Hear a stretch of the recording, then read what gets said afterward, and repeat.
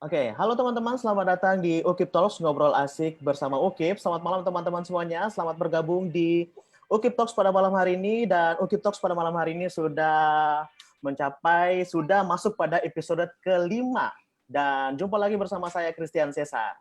Dan hari ini, seperti biasanya, kita bakalan ngobrol asik, santai bersama narasumber kita. Dan kita akan diberikan motivasi, inspirasi dari narasumber kita untuk teman-teman semuanya yang sudah nonton live streaming pada malam hari ini.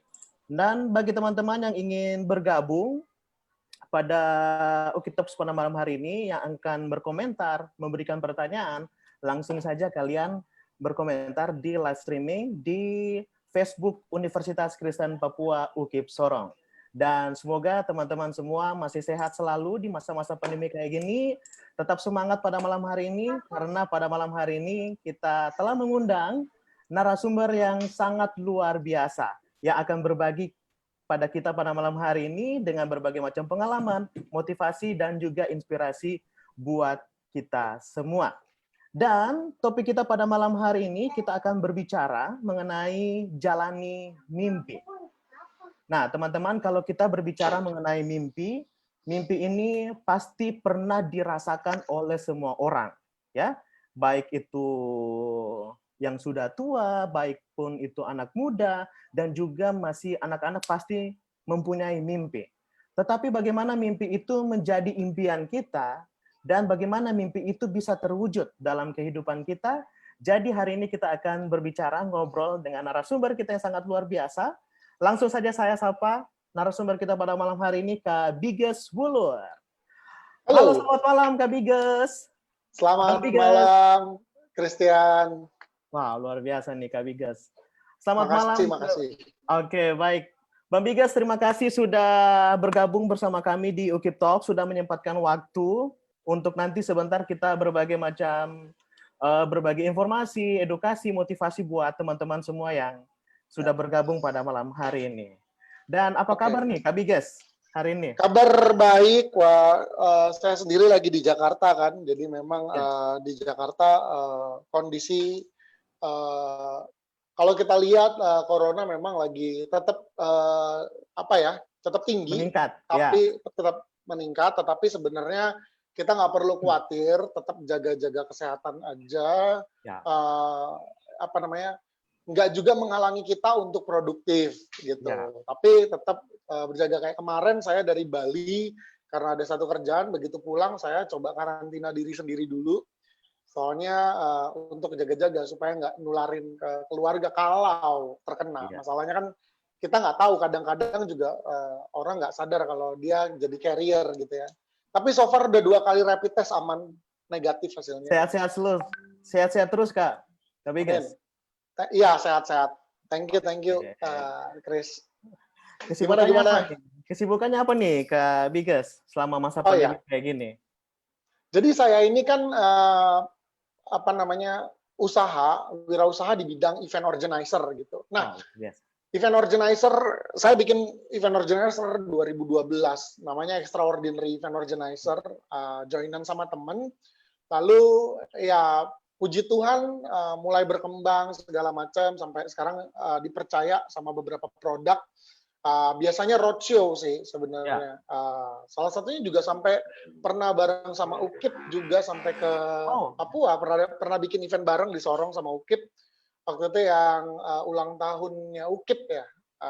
Kalau nggak salah ya ulang tahunnya Ukip. Undang saya Koji gitu ya. Nah, dari bulan Maret itu benar-benar event organizer usaha yang terkena dampak langsung dengan pandemi ini. Karena memang udah nggak bisa ngapa-ngapain. Karena kita ini kan banyak kan off air. Maksudnya kita itu kekuatannya adalah mengumpulkan massa. Jadi biasanya perusahaan-perusahaan tuh minta event organizer kerjain acara buat orang-orang tuh ngumpul, mau pameran, mau dia branding macam-macam gitu. Nah, semenjak Maret kita yang tahun ini udah kontrak 24 titik sama satu brand, itu baru 4 titik jalan udah langsung off semua. Tunda semua ya? Tuh. Ya, dan praktis bener-bener nggak ada apa-apa yang bisa dilakukan lagi semenjak itu. So, sampai sekarang paling saya coba bikin konser online terus usaha lah. Karena sekarang kita benar-benar menebak dan mencari-cari ramuan yang tepat seperti apa sih kondisi event pada new normal. Karena semua berubah, perusahaan-perusahaan pun berubah, strategi-strategi berubah. So ini keadaan ini nggak menentu, tapi ya karena kita dari dulu usaha, mentalnya diasah dari nol untuk berkali-kali gagal, bangkit lagi, berkali-kali gagal, bangkit lagi. Ya. Tapi Bang Bigas tetap produktif kan? Selama masa pandemi ini bukan hanya kita diam di rumah aja. Ya, saya memang udah nggak, maksudnya saya punya kantor ya, tapi saya udah nggak banyak kegiatan di kantor karena memang dari dulu bukan kantor pusat kegiatan produktif.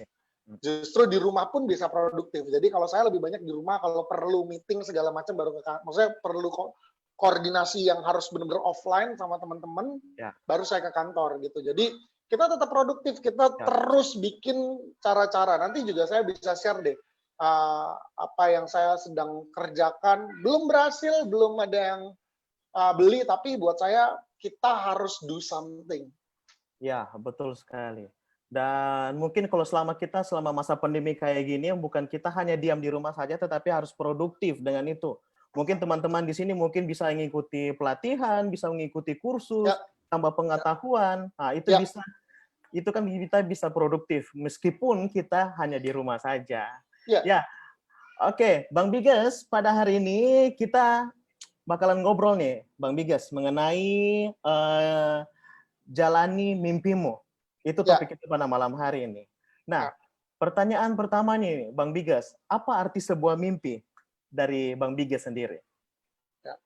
Jadi gini, kalau dulu kan Presiden Soekarno kan bilang kan, gantungkanlah cita-citamu setinggi langit. Itu bener banget, guys, nggak usah takut bermimpi. Mimpi itu gratis gitu. Gua kemarin waktu, gue biasa ngomong lu gue ya. Nggak apa-apa. Ya, kita akrab aja. Santai, ya. Gue waktu ke UKIP juga begini ngomongnya sama mahasiswa, karena kan waktu itu kita kerja sama BEM ya. Jadi ya udahlah santai aja gitu. Iya, siap Bang. Nah, jadi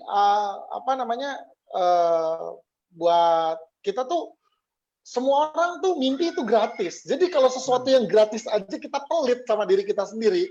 Kenapa gitu? Terus juga gue lihat kan kayak kemarin ada beberapa narasumber, salah satunya teman gue juga ada Medi ya kan. Medi dia cerita tentang mimpi ya kan. Betul. Setuju banget karena saya juga sama kayak Medi gitu. Kita juga pernah sampai ke Sorong berawal dari mimpi gitu. Kita mimpi untuk melakukan sesuatu buat Sorong.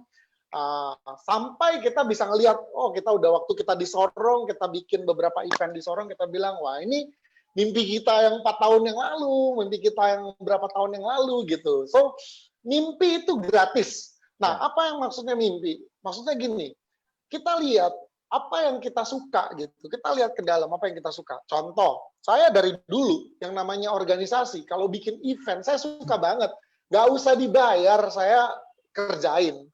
Baik itu di gereja, baik itu di sekolah. Di sekolah saya suka banget OSIS.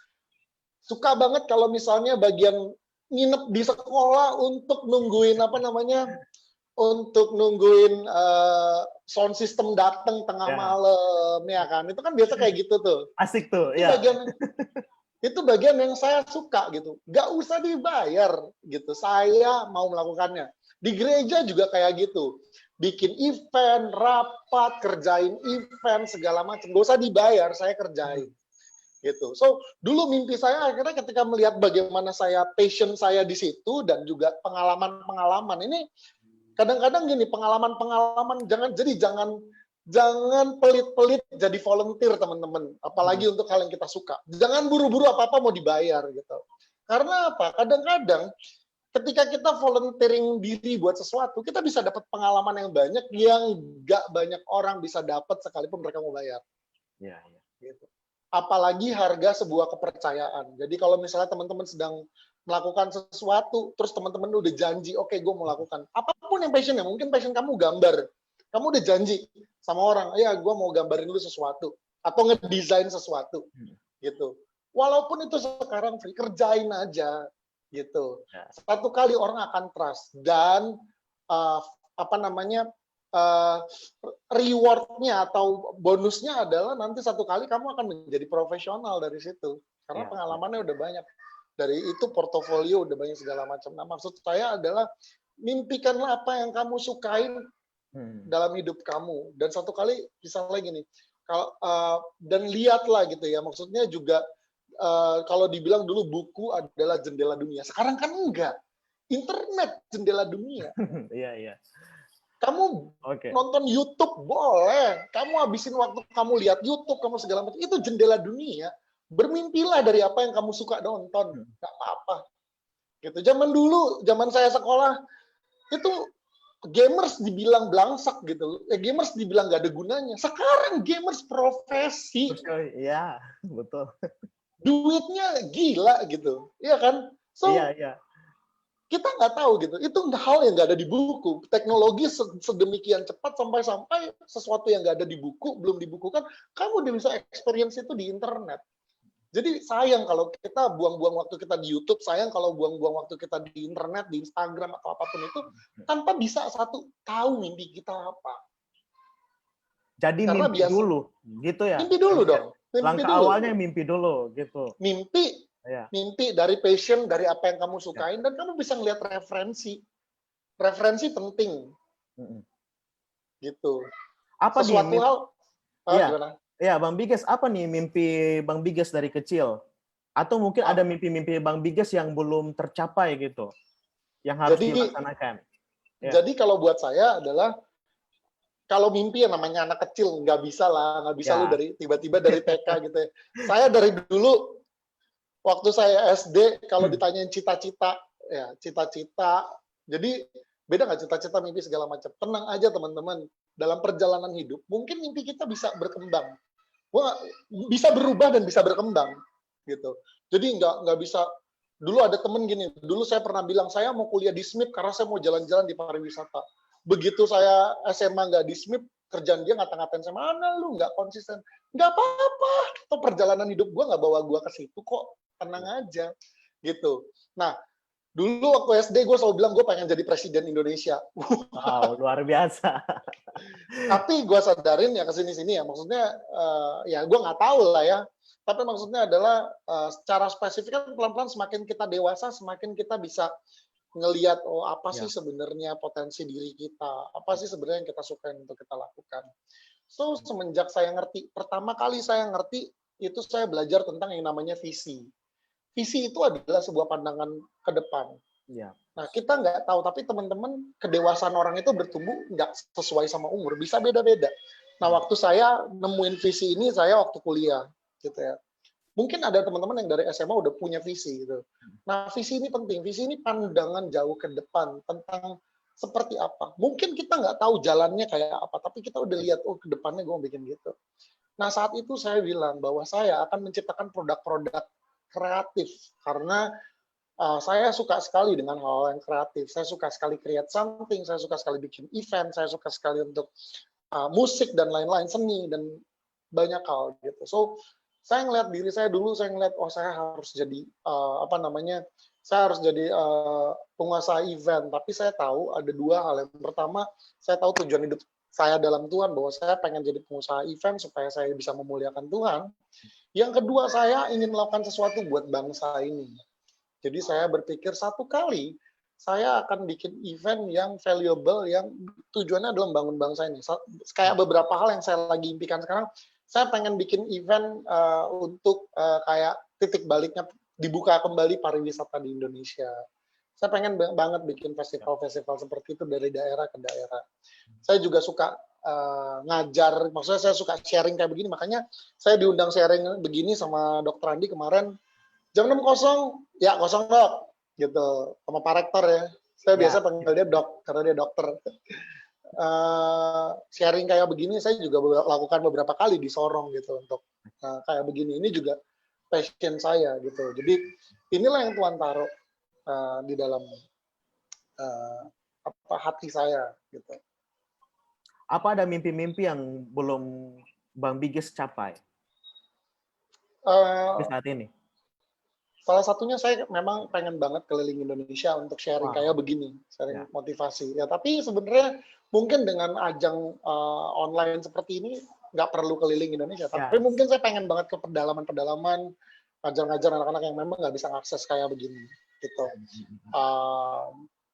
Ya, saya juga belum saya lakukan adalah saya pengen bawa keluarga saya keliling juga untuk mengalami apa impian-impian yang saya persiapkan dari masa muda dulu gitu. Saya ingin anak-anak saya juga punya waktu untuk bisa membagikan hidupnya kemana-mana. Misalnya untuk punya makna buat bangsa ini.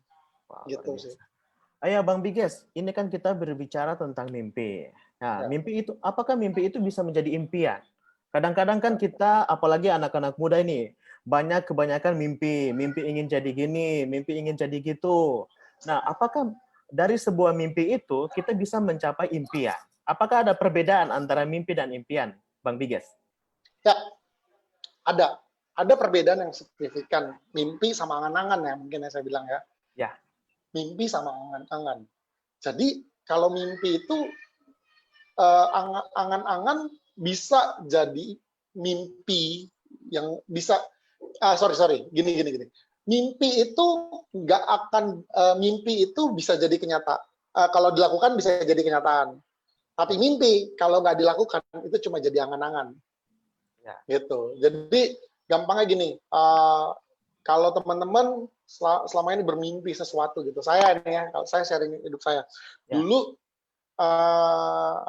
saya selalu berpikir bahwa aduh saya ingin jadi pengusaha gitu ya. Saya ingin jadi pengusaha. Dulu saya dapat sebuah ilustrasi bahwa bedanya saya sekali lagi tolong, saya nggak mengecilkan teman-teman yang kerja buat orang lain ya. Semua orang punya panggilannya masing-masing. Tapi ini terimplementasi dalam hidup saya gitu. Saya dapat sebuah cerita, karena gini, kalau orang nggak ada yang kerja buat impiannya orang lain, nah terus saya juga butuh tim di bawah saya untuk mendukung saya masuk ke impian kan gitu loh. Jadi nggak ada yang salah gitu. Tapi maksudnya gini, ini mental. Nah, mentalitas ada anak ayam dan ada anak raja wali. Nah, anak ayam dia dikasih makan setiap hari. Dia punya zona nyaman. Tetapi ya makanannya jagung-jagung kecil. Gitu. Saya berpikir bahwa saya pengen, tapi ada raja wali yang dia bisa makan ayamnya. Gitu. Maksudnya ini bukan masalah membunuh orang segala macam. Maksudnya adalah dia punya makanan yang lebih besar lagi. Dia bisa melihat jauh lebih tinggi lagi. Saya mau seperti itu. Dan itu ngerubah apa yang saya lakukan gitu dalam kehidupan saya gitu. Jadi saya nggak cuma sekedar ya udahlah gimana caranya survive, tapi saya mau untuk bisa ningkatin, saya mau kasih kehidupan lagi buat orang yang lebih banyak. Saya mau jadi pengusaha supaya saya punya waktu lebih banyak sama keluarga, dan itu yang saya lakukan. Saya punya waktu untuk melayani Tuhan. Saya punya waktu untuk kemana-mana gitu. Jadi dulu waktu zaman-zaman sibuk tetap saya usahakan untuk waktu-waktu ini. Jadi itu impian-impiannya. Nah, buat teman-teman, jadi waktu dulu saya lulus, saya kerja jadi guru gitu ya. Ini kita sharing-sharing pengalaman hidup ya. Okay. Nah, dulu saya kuliah musik, pendidikan musik S1 gitu. Nah, waktu di awal-awal itu saya mulai waktu mau makan apa, musik segala macam. Tapi waktu itu saya ngajar dan saya mendapati ada orang baru kenal, dia berani nanya sama saya gini. Waktu kita kenalan terus kita anak mana ekonomi, oh saya kuliah musik. Terus dia bilang musik bisa makan apa? Saya lumayan panas ya ditanya kayak gitu. Yeah. Saya udah ngajar waktu itu di les-lesan Purwacaraka. Saya bilang, kamu udah kerja? Udah. Berapa gajinya? Segini. Saya bilang, saya ngeles-ngelesan bisa lebih gede dari itu, segini. Dia kaget gitu. Maksud saya gini, orang jangan buru-buru ngelihat apa yang didapat secara duit. Cepet-cepet, tenang aja. Gitu. Nah, akhirnya Tuhan bawa saya jadi guru musik. Sekian lama jadi guru musik, akhirnya umur saya udah 24 waktu itu lagi orang bilang lagi apa ya? Lagi mencari. Golden age lah ya. Ya, lagi golden age lah. Secara karir kan kalau ini ya segala macam. Akhirnya satu kali saya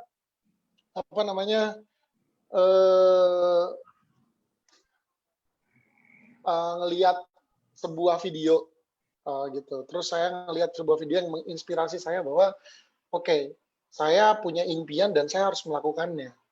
Gitu. Jadi terus dalam hati saya harus lakukan ini nih gitu. Saya kerja buat orang lain terus saya bilang saya mau bangun usaha saya sendiri gitu. Akhirnya saya coba untuk mengumpulkan keberanian. Itu keberanian dulu. Karena apa? Karena pertama yang biasanya saya digaji, saya harus berani untuk nggak terima gaji lagi. Untuk memulai semuanya dari nol. Nah, di umur itu orang-orang yang lebih muda dari saya ingat banget orang-orang yang lebih muda dari saya, mereka mulai kerja dan mulai mendapatkan fasilitas dari kantor yang mulai keren. Ada yang udah punya mobil, ada yang dapat fasilitas mobil, gajinya gede-gede. Sementara saya mulai dari nol, nggak punya uang, dan uang tidak menghalangi saya untuk melakukan sesuatu gitu. Saya dulu nggak pakai modal sama sekali. Saya ingat waktu itu saya berdua sama partner saya. Nah ini kita ngomongin tentang lakukan mimpi ya. Kita pengen jadi IO. Terus saya bilang kalau kita mau serius, ayo kita masukin modal yuk. Modalnya apa kata dia gitu. Gini aja, kita perlu rekening yang independen. Jadi bukan rekening kamu dan bukan rekening saya. Mari kita buka rekening atas nama saya, tapi kamu yang pegang. Buka rekening itu 500.000. So, modal kita 500.000, gua 250.000, lu 250.000. Jadinya gopek berdua. Gimana? Akhirnya kita transfer 250.000, baru aja kita transfer. Kita dapat project yang harganya 5 juta. Waduh, itu senengnya minta ampun. Gitu. Jadi itu rasanya ya Tuhan bukain jalan. Ini this is my dream. Ini kayaknya this is the golden ini kesempatan emas buat kita. Kita ambil, udah percaya Tuhan akan taruh kita di sini. Jadi waktu itu kita seneng banget dan kita taruh modalnya dan ada beberapa event yang kita kerjain. Lalu habis itu kita kerjain eventnya Google, kita kerjain eventnya YouTube. Terus bahkan yang nggak pernah kepikiran tiba-tiba kayak ada orang lihat ini kita kan IO kecil di subkon sama IO gede. Ini IO-nya kayak keren, saya mau ketemu sama yang punya ya, ketemu sama saya ngobrol-ngobrol, dia bikin konvensi besar dan kita dikasih kepercayaan untuk handle semua pembicara dari luar negeri. Jadi yang kita handle itu menteri-menteri dari luar negeri, kita jemput di bandara, kita atur mereka segala macam. Itu eventnya Pekan Produk Kreatif Indonesia tahun 2012. Jadi kita urusannya sama petinggi-petinggi dari luar negeri. Bahkan beberapa kali kita dipercayakan untuk surat menyurat sama kementerian-kementerian dari di luar negeri gitu ya. Kayak ngundang menteri ekonominya Bangkok buat ngomong. Saya bilang, loh kan ini kan tugasnya G2G, government to government. Dia bilang, iya kita udah sibuk banget, so you do it. Pakai nama Bu Menteri aja nih, kasih lihat suratnya Bu Menteri, kasih ke KBRI di sana, mereka yang akan bantu kamu. So, kita lakukan itu dan itu kayaknya sebuah hal yang bikin kita berbunga-bunga. This is it gitu. Bang, gimana nih Bang terkait dengan tadi banyak sekali pengalaman yang Abang Biges katakan tadi bahwa kita harus maju saja dulu, kita jalani saja dulu. Nah, apa ada persiapan Bang Biges terkait hal itu? Apa kita harus mempersiapkan segala hal? Kita harus besar dulu, baru kita membangun trust kepada orang lain, atau kita jalani saja dulu, Bang Biges? Ya, saya ngelihat persiapan tuh kayak gini. Persiapan itu perlu banget. Dan setiap orang tuh beda-beda. Jujur setiap orang beda-beda. Saya termasuk orang yang akan belajar dengan babak belur, gitu. Saya tipikalnya nyemplung aja dulu, gitu. So what doesn't kill you make you stronger gitu. Maksudnya apa yang lu nggak bikin lu mati, bikin lu makin kuat gitu ya. Tapi ada juga orang yang sangat detail. Tapi saya mau bilang gini, jangan juga terlalu bodoh gitu ya. Jangan juga terlalu bodoh tanpa persiapan apa-apa. Tapi juga jangan terlalu detail sampai you nggak pernah bergerak. Ya. Biarin aja salah gitu. Biarin aja salah, kalau nggak ada noda kan nggak belajar. Orang bilang kayak gitu kan. Satu-satunya hal yang paling kita harus siapkan adalah keberanian dan mental. Kalau kita mau menjalani itu ya. So, nggak ada hal yang lebih penting daripada langkah pertama. Semua preparation akan kalah dengan langkah pertama. You want to prepare apa? Lu mau skemain bisnis model lu kayak apa. Tapi kalau nggak ada langkah pertama, nggak akan ada langkah kedua, apalagi achieve your dream.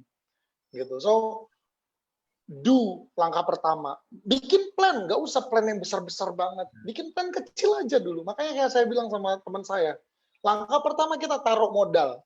Habis itu jualan. Nah, nanti kalau kita udah nyemplung di situ, kita udah pasti serius. Sama aja kalau kita mau belajar berenang, ada orang yang memang dilatih sama pelatih. Saya enggak. Kerjaan saya apa? Cemplungin diri aja dulu. Jadi saya ngeliat, oh orang berenang tuh kayak gitu. Oh mereka ngayunin tangannya. Saya tipikal belajar yang suka kayak gitu. Saya belajar berenang juga kayak gitu. Mama saya yang ngajarin saya berenang tanpa dia ada di kolam renang dari atas.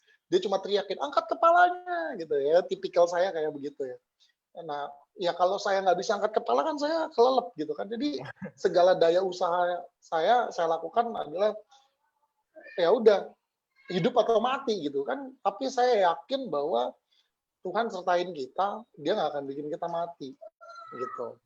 Cuma beberapa hal yang saya mau bagikan, nilai-nilai yang saya pegang adalah pertama saya nggak mau ngutang. Jadi saya tidak pakai modal dengan utang dari mana-mana.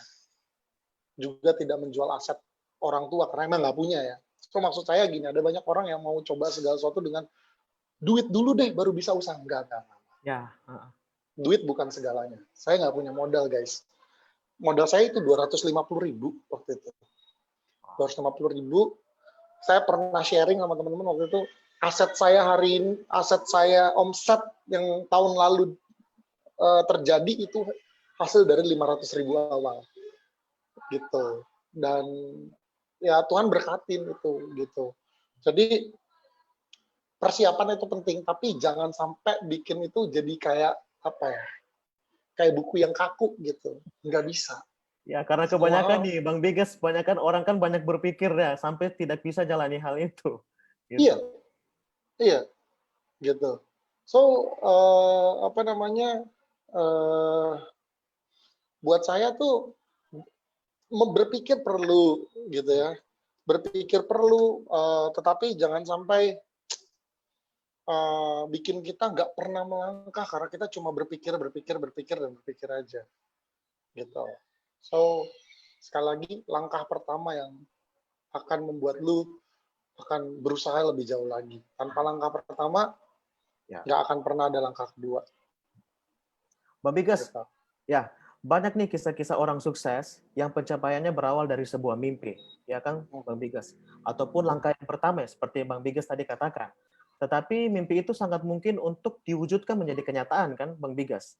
Sangat mungkin untuk diwujudkan. Tetapi banyak nih, Bang Bigas, anak-anak muda zaman sekarang takut untuk memulai hal itu. Takut untuk melangkah. Nah, bagaimana nih, Bang Bigas, untuk anak-anak muda zaman sekarang yang mereka takut untuk bermimpi? Oke. Pertama, buat saya, lakukanlah sebuah referensi. Ya, yang nonton kayak begini segala macam, ini jadi referensi. Saya tuh gampang lah.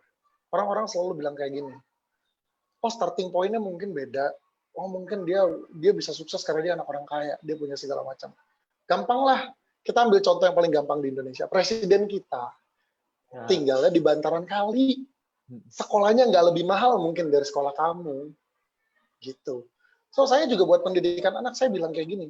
Saya nggak peduli sama sekolah mahal, saya nggak peduli sama international school. Toh yang menjadi presiden kita, yang orang ngelihat dia pinter bang, maksudnya dia cukup brilian lah sampai bisa kayak begini gitu ya. Oke, tolong pisahkan pandangan politik, terserah kalian mau nganggap presiden kita apa, tapi buat saya dia orang yang patut dicontoh dalam impian. Saya beberapa kali ngeliat klipnya dan perjalanan hidupnya dia. Buat saya, itu membuktikan bahwa satu, starting point kita nggak harus dari orang kaya. Ada nggak anak-anak orang kaya yang sekarang jadi keren? Oh, ada banget. Contoh ya, di Indonesia ada 2 startup. Yang pertama, ada orang kayak Nadim yang punya Gojek. Ada orang kayak William Tanu yang punya Tokopedia. Mereka memang anak orang kaya, kuliah di luar negeri. Tapi kan ada juga Bukalapak punyanya gue lupa namanya. Dia orang susah juga. Gitu. Nggak semuanya, nggak semuanya berawal dari kehidupan yang William termasuk yang juga nggak terlalu kaya-kaya banget. Tuh. Tiket.com punyanya Gary Unardi ya. Itu emang kuliah di luar negeri. So, itu nggak akan membedakan lu gitu. Jadi bisa sama-sama sukses. Dan yang kedua, nggak usah membandingkan hidup kita sama orang lain. Ya. Yang pertama. Jadi jangan juga, waduh dia sih begini, dia sih begini. Nggak usah. Percaya deh. Kita diciptakan dengan suatu tujuan. Dan tujuan itu beda-beda. Gitu. So, untuk menjadi sukses, hidup kita bisa bermakna, ya kita cukup jalanin tujuan kita aja.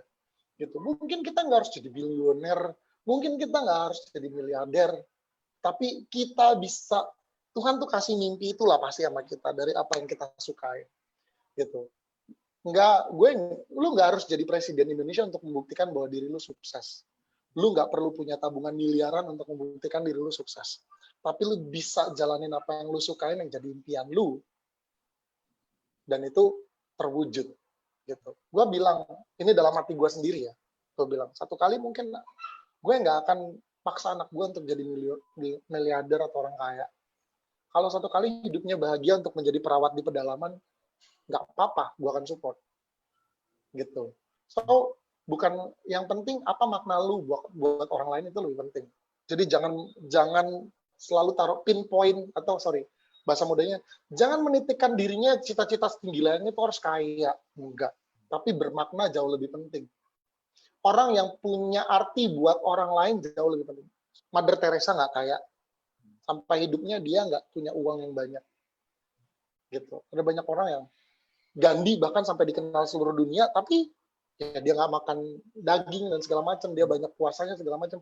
Kalau gue jadi dia mungkin gue menderita gitu. Tapi kan itu impiannya dia. Gue nggak bakalan hidupin impiannya dia gitu loh. So, yang pertama jangan selalu taruh, waduh ini bakalan seperti ini. Enggak teman-teman. Percayalah bahwa Tuhan taruh sebuah tujuan dalam hidup lu. Dan nggak usah takut untuk berjalan. Jalanin aja dulu bareng sama Tuhan. Ya. Karena nggak mungkin dia ngelepas lu sendirian. Nggak mungkin. Apalagi kalau semua bekal udah dikasih. Bekal itu berupa apa?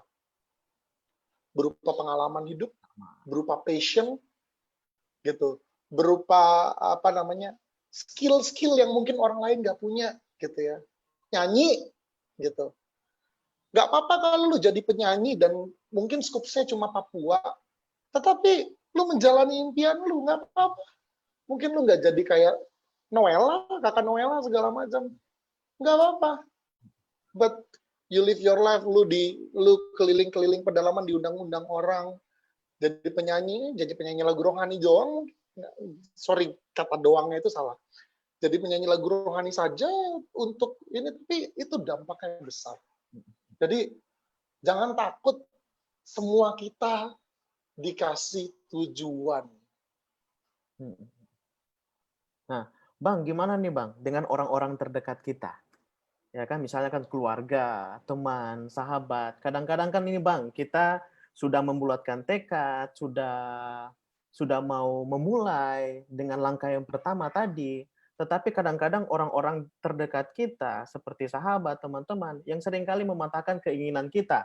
Sehingga kita tidak dapat mewujudkan itu. Gimana Bang pendapatnya Bang Bigas? Gue akan membahas yang berbeda antara orang tua sama teman-teman. Karena orang tua itu otoritas. Gitu. Teman-teman nggak punya otoritas sama kita. Orang tua tuh punya otoritas. So kalau orang tua lu itu wajib dikonsider.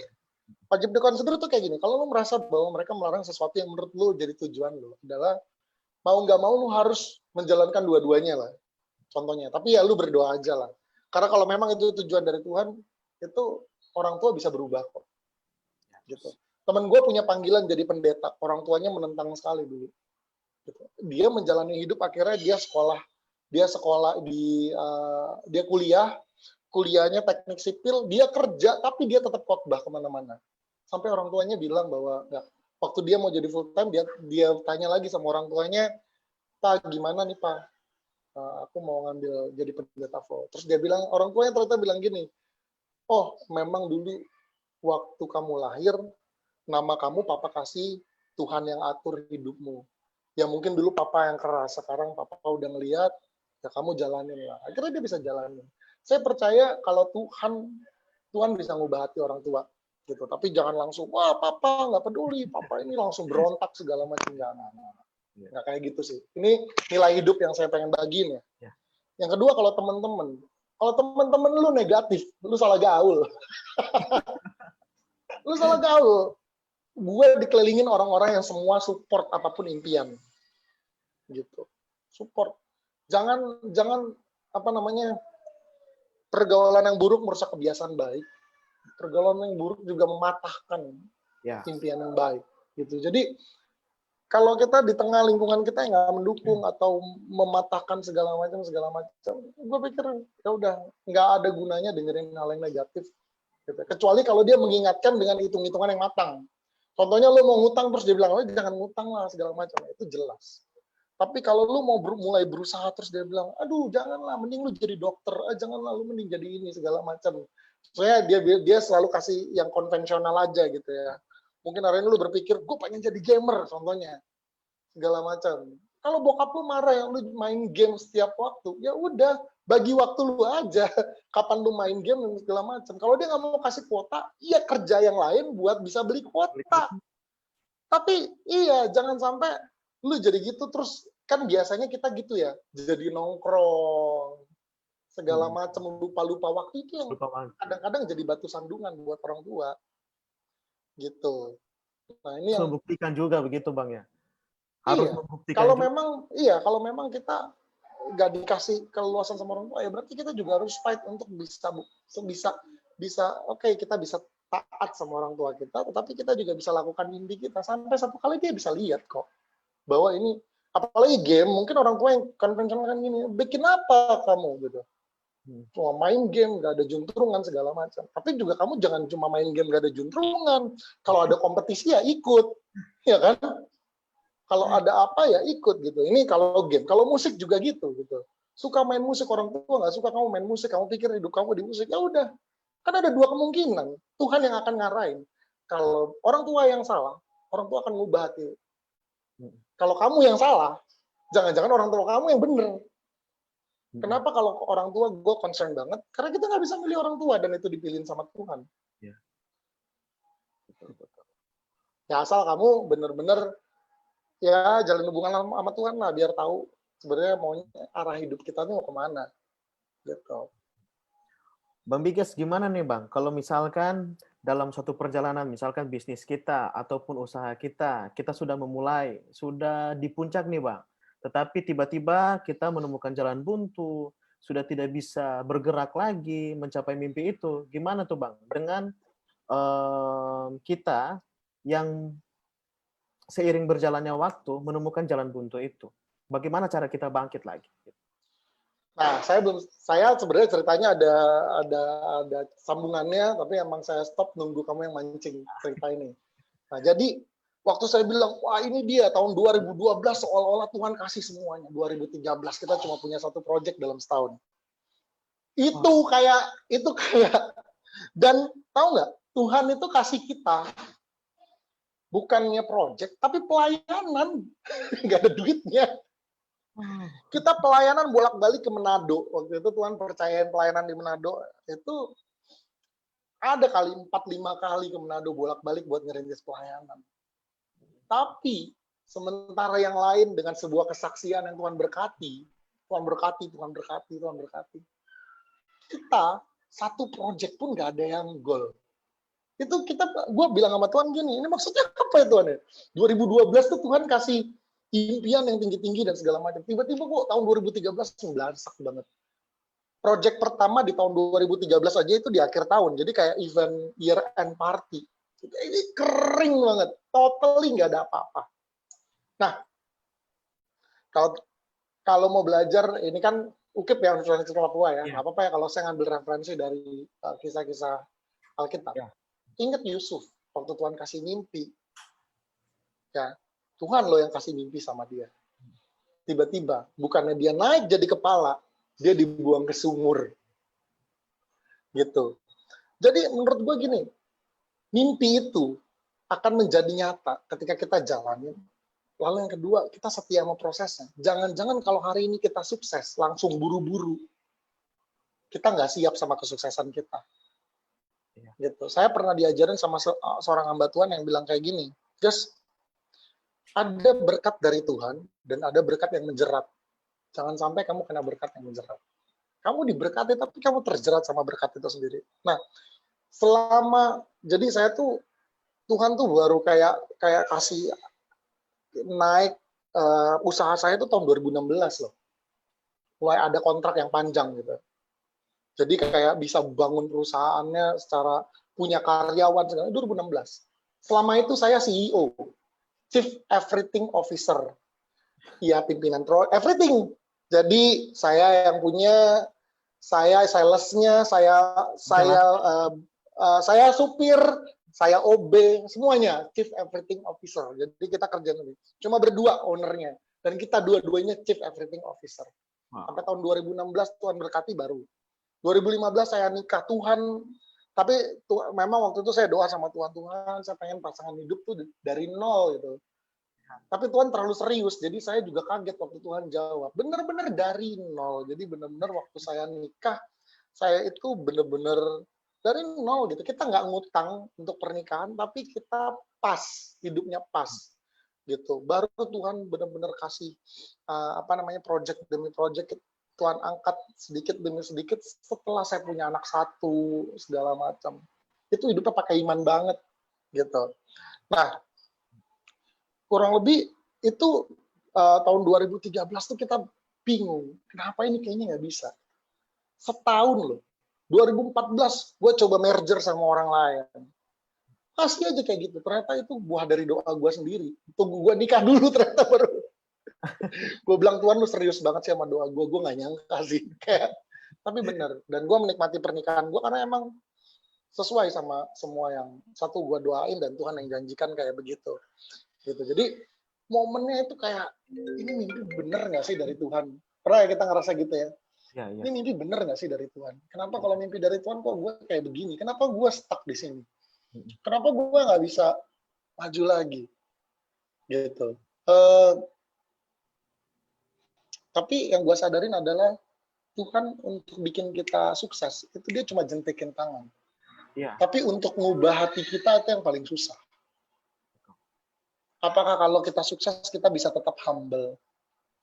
Apakah kalau kita sukses kita tiba-tiba jadi sombong, tiba-tiba jadi lupa daratan, nggak inget Tuhan, gitu. Untuk bikin kita sukses gampang buat Tuhan.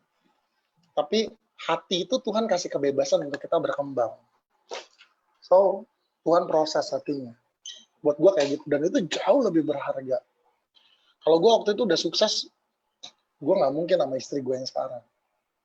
Dan gue udah hidupnya jet set, pilih cewek yang nggak jelas, gitu kan. Dan gue bersyukur dalam setiap prosesnya. Dan naik turunnya juga menurut gue adalah kayak sekarang, pengusaha mana yang siap dengan kondisi sekarang? Iya. Itu semuanya kayak tos-tosan. Kayak pengusaha, ini kita pakai Zoom. Pengusaha Zoom mungkin nggak nyangka tiba-tiba ini bisa bikin omsetnya naik beratus-ratus kali lipat. Tapi pengusaha tinggi, banyak yang bangkrut. Ini kayak tos-tosan. Ini kayak nggak ada rumusnya. Gitu. Gue yakin pengusaha Zoom juga kaget kalau tiba-tiba dia bisnisnya berkembang kayak begini. Makanya di awal Zoom kan sering dihack. Iya. Karena apa? Karena sebenarnya dia juga nggak siap dengan pemakaian sedemikian boom. Begitu nge-boom, ya udah dia kerjain tuh ininya, IT-nya supaya nggak dihack. Gitu. So, teman-teman, kalau kita percaya Tuhan, nggak ada yang namanya sebuah kepastian di luar Tuhan. Nggak ada, lu nggak bisa pasti untuk naik terus. Naik terus jadi kepala dan bukan ekor, jangan ngomongin materi ya. Naik terus itu hidup kita di dalam Tuhan, gitu. Karakter kita yang naik terus. Orang tuh kan maunya berkat Tuhan memberkati kita naik terus jadi kepala dan bukan ekor. Berarti apa? Kita nggak mungkin miskin, tolak enggak kayak gitu, guys. Gitu. Paulus dalam masa hidupnya begitu dia kenal Tuhan, makanya dia secara finansial ngedrop lah. Hidupnya dia lebih enak jadi ahli Taurat, uangnya terjamin segala macam. Gitu. Maksud gua jangan semua diukur sama keuangan. Tapi proses itu mahal dari Tuhan. Jadi ketika kita ngedrop, hari ini gue ngedrop, gue bilang gini, gue bersyukur gue ngomong sama istri gue, walaupun stressful nggak? Stres. Stres, iya dong, gitu kan. Tapi dulu Tuhan izinkan gue tanpa modal. 1 tahun cuma 1 project. Sekarang Tuhan udah kasih gue berkat banyak banget, gitu ya. Maksudnya secara finansial gue nggak kekurangan, gue masih punya tabungan, gue masih bisa bikin beberapa event, gue coba pakai modal gue sendiri, nggak ada masalah gitu. Tapi kan masalahnya gue takut dong, karena itu kan semakin menipis, tergerus gitu. Terus Tuhan ingetin, dulu kan lu nggak punya modal, lu bisa kerjain. Sekarang gue udah kasih lu, tenang aja. Selama lu nggak berhenti berpikir, selama lu nggak berhenti berusaha, masa iya nggak proses itu nggak akan mengkhianati hasil kok. Ya Bang, Gitu. gimana nih Bang? Kalau tadi kan kita berbicara tentang proses. Nah, tapi kebanyakan anak-anak muda sekarang banyaknya nih yang takut sehingga mereka memilih jalan-jalan yang instan. Gimana nih Bang? Dengan cara proses yang instan. Kalau mau dikatakan proses juga ya tidak ada proses di situ lah. Tetapi kebanyakan anak muda zaman sekarang suka untuk cara-cara yang instan. Gimana Bang? Saya bilang gini, nggak ada yang instan kecuali Indomie. Aduh, merek. Maksud saya gini loh, yang instan kamu nggak bisa nikmatin untuk jangka waktu yang panjang. Gitu. Orang YouTuber instan nggak juga. Gitu. Tadi ngobrol sama sama Pak Rektor. Gis gimana jadi YouTuber segala macam. Kalau itu panggilan saya kerja itu bukan panggilan saya gitu. Karena saya juga pikir-pikir, wah apakah saya nyanyi-nyanyi, orang lihat enak ya dia nyanyi-nyanyi, algoritmanya naik di Instagram, tiba-tiba jadi selebgram, segala macam. Mudah nggak? Enggak juga. Lo kalau kamu nggak mau jalanin proses, tiba-tiba keberhasilan itu instan. Kamu pikir jadi artis atau selebgram atau YouTubers itu enak. Kamu mau baca komen tiap hari, kamu kuat. Netizen kita kan galak, cuy. Ya kan? Iya dong. Banyak orang yang bunuh diri gara-gara netizen, banyak orang yang drugs gara-gara netizen, banyak orang yang kehilangan yang mentalnya terganggu gara-gara netizen. Kamu kuat nggak? Gitu. Nggak ada yang instan. Kamu mau jadi instan boleh, coba aja. Gitu. Saya ya selama pandemi ini mungkin punya puluhan ide yang saya jalanin dan belum ada yang berbuah. Nggak ada masalah. Saya bahkan jalanin dengan modal yang lumayan tinggi. Saya bikin konser online kemarin, saya masukin di Papua Channel, konser online sama Ras Muhammad. Belum berbuah, bahkan saya ngeluarin duit gede di situ. Tapi saya bilang nggak apa-apa, gitu. Saya mau belajar di sini. Mungkin ini memang belum saatnya menuai, ini lagi saatnya menabur, nggak apa-apa. Istri saya juga support, dia bilang gini, selama kamu masih melakukan sesuatu, saya percaya. Tapi kalau kamu udah hilang harapan, baru kita panik. Iya. Bang, Ya itu nyambung dari talk show sama Ferry kemarin. Ferry kan teman saya juga ya. Jangan putus asa, jangan hilang harapan. Kalau hilang harapan udah hancur dunia. Iya. Bang, kalau kita bicara mimpi, itu pastikan untuk mewujudkan mimpi itu pasti kita harus mempunyai skill, pengetahuan. Apakah saja itu cukup, Bang? Atau kita harus memiliki karakter yang bagus? Menurut saya kita juga perlu untuk memiliki karakter yang bagus ya. Misalnya gini, skill kita ada 3 kan, skill, knowledge, sama attitude. Buat saya tuh kalau kita punya mimpi kita harus kejar 3-3-nya ini. Gitu. Tapi yang paling penting adalah semua attitude. Attitude penting.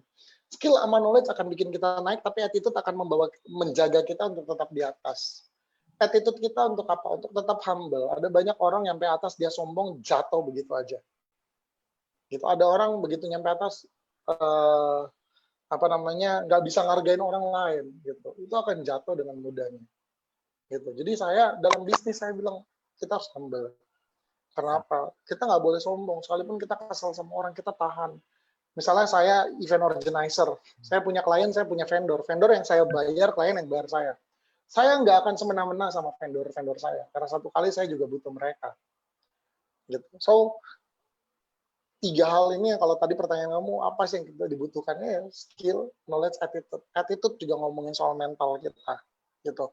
Kalau gue nih waktu gue tertarik sama, gue waktu di dunia I.O., gue ini kecil banget. Bener. Kayak I.O. tuh orang tahu Diandra, I.O. gede. Gitu. Dan banyak I.O. yang akan jadi kompetitor gue. Gitu. Tapi gue Belajar terus, oh jadi IO tuh gimana, oh begini, oh belajar. Dulu kita nggak tahu tentang LED, oh sekarang saya tahu oh LED kayak gini, pasangnya gini-gini. Saya nggak perlu tahu spesifik semuanya karena saya jadi pengusahanya, cuma saya harus tahu gambaran besarnya, so saya harus bisa presentasi ke orang lain. Di situ kita belajar terus. Dulu saya pernah punya mentor, saya pernah mentoring orang, menurut saya dia cukup, ya sayangnya dia gagal, karena apa? Setiap kali dia nggak mau belajar. Kalau kita meeting, dia nunggu di luar ngerokok. Karena menurut saya, lu ikut aja walaupun gue yang presentasi. Lu lihat cara gue presentasi, lihat cara gue untuk ngobrol sama orang lain. Saya juga dulu dimentoring sama pengusaha lainnya kok. Dia cerita, Gus, kalau lu bangun tim, karena lu orangnya lebih ke strategik, lu orangnya makro, lu harus cari orang yang mikro, kalau enggak lu berantakan. Ya gue cari partner yang bisa sesuaiin sama gue. Kayak gitu. So, karena lingkungan juga mempengaruhi kita, begitu Bang?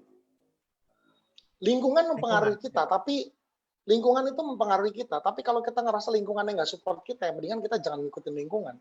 Ya.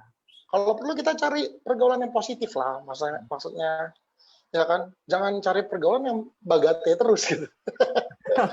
Bagate ya. jangan cuma bagate terus atau jangan cuma minum terus ya hidup begini gitu, santai, mantai gitu kan. Enggak kayak gitulah. Jadi keluar dari zona nyaman. Gitu. Dulu saya juga tukang nongkrong segala macam. Akhirnya saya keluar dari zona nyaman saya cari tongkrongan yang bisa mensupport saya untuk naik kejar impian saya. Gitu. Oke, baik. Bang Biges, mungkin pertanyaan terakhir buat Bang Biges. Mungkin Bang Biges bisa menyampaikan pesan-pesan atau closing statement untuk teman-teman kita yang sedang nonton Ukip Talks pada malam hari ini. Mungkin pesan-pesan untuk teman-teman untuk bagaimana kita bisa menggapai mimpi-mimpi kita, bagaimana cara kita mempertahankan mimpi-mimpi kita. Yang pertama buat saya adalah gini. Pertama adalah kita tahu bahwa hidup kita diciptakan Tuhan dengan tujuan. So, coba lihat, look at yourself. Tuhan siapin apa buat lu? Lihat pengalaman-pengalaman apa yang pernah Tuhan kasih. Mungkin kamu pengalaman main musik di gereja, berorganisasi di gereja, dan segala macam. Pengalaman-pengalaman apa yang Tuhan kasih dalam kehidupan kamu. Kamu pernah punya pengalaman gambar mungkin, ngedesain, segala macam, bertumbuh besar. Itu akan bisa bertumbuh besar kalau kamu tekunin. Jangan langsung lihat duitnya. Kamu lihat, nah itulah, kamu mulai coba lihat mapping diri kamu. Kamu lihat, oh diri kamu, saya gini. Lalu cari referensi. Cari referensi, kalau perlu cari mentor. Kalau perlu kerja sama mentor itu dulu, jangan buru-buru jadi pengusaha.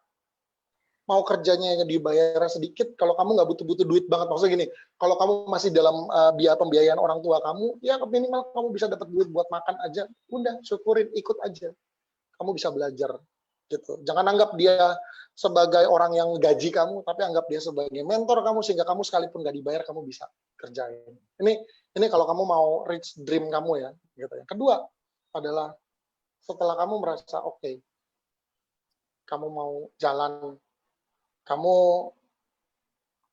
lakukan langkah pertama, gitu. Karena tanpa langkah pertama nggak akan ada apa-apa, nggak akan pernah ada apa-apa, gitu. Gue boleh bagiin satu video nggak? Gue ada satu video yang mungkin ini video yang pernah mengubah hidup saya. Waktu saya berpikir bahwa oke, saya mau usaha, video ini yang memacu saya untuk oke, saya berani ambil langkah pertama. Mudah-mudahan ini waktunya nggak terlalu overtime, udah 6.56 ya. Boleh. Di Jakarta. Oke ya.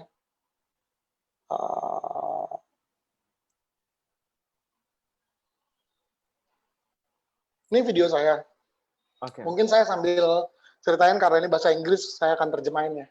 Oke, siap Bang. Pikirkan waktu kamu masih kecil dulu, semuanya mungkin. Kamu cuma taruh selimut di belakang, lalu kamu jadi Superman.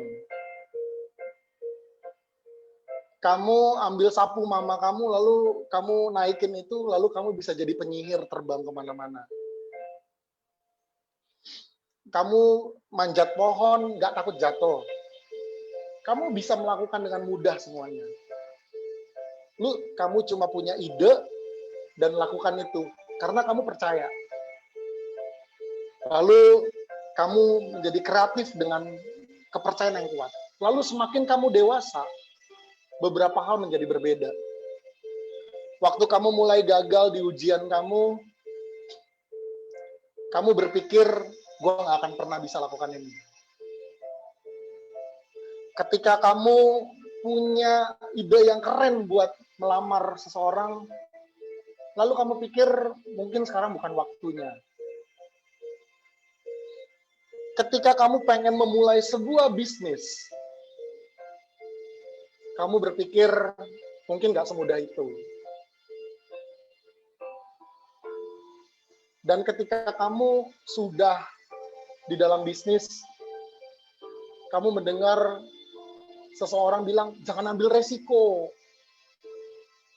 Lalu ketika kamu punya ide yang brilian banget, bisa bikin banyak pekerjaan untuk bangsa ini, bisa menyediakan kehidupan yang lebih baik, dan bisa membuat negara kita bangga, bisa menolong pertumbuhan dari negara kita, dan juga bisa membuat dunia yang lebih baik.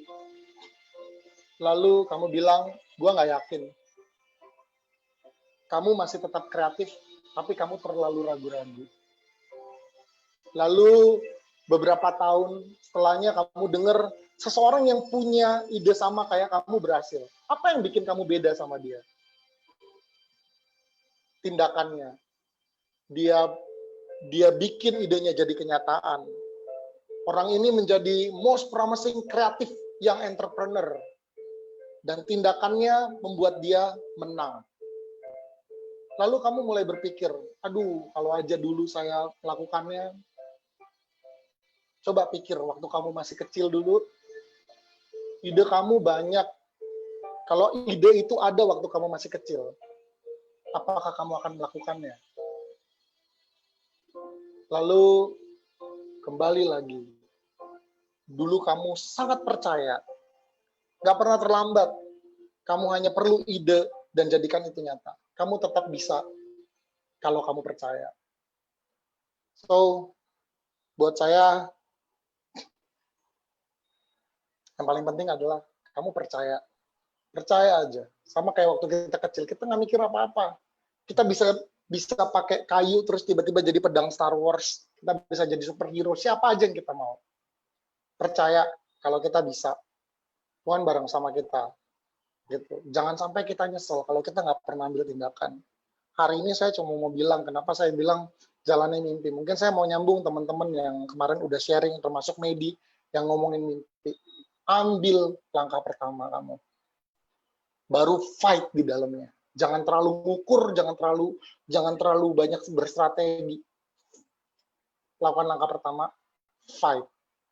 Jangan takut, jangan nyerah, jangan putus asa sekalipun keadaan sangat sulit. Sekalipun dalam lembah kekelaman. Oke, baik Bang Biges, terima kasih sekali. Tadi sudah membagikan video yang sangat menginspirasi buat kita semua. Dan semoga teman-teman yang hadir pada malam hari ini menyaksikan Ukip Talks bisa mendapatkan motivasi, inspirasi dari Kak Biges pada malam hari ini. Dan mungkin saya ambil kesimpulan dari topik kita pada malam hari ini, seperti yang sudah dikatakan oleh Kak Biges, bahwa yang pertama, ketahuilah passion kita, kemampuan kita apa. Lalu, kita harus mencari referensi atau mentor-mentor untuk bisa membawa kita dalam mimpi itu, mewujudkan mimpi-mimpi kita itu. Dan yang paling penting, seperti yang tadi Bang Biges katakan, bahwa langkah pertama. Jadi kita mulai saja dulu.